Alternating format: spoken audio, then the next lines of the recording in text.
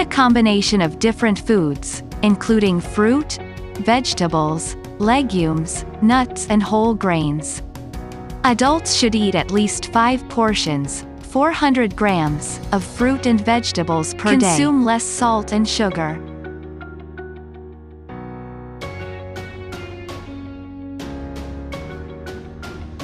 On the other hand, consuming excessive amounts of sugars increases the risk of tooth decay and unhealthy weight gain.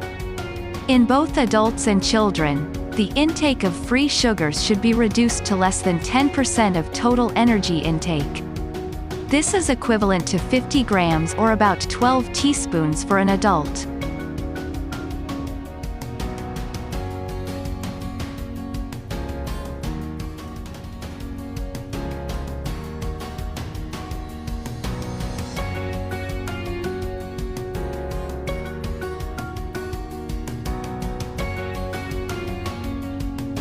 Reduce intake of harmful fats. WHO recommends reducing saturated fats to less than 10% of total energy intake, reducing trans fats to less than 1% of total energy intake, and replacing both saturated fats and trans fats to unsaturated fats.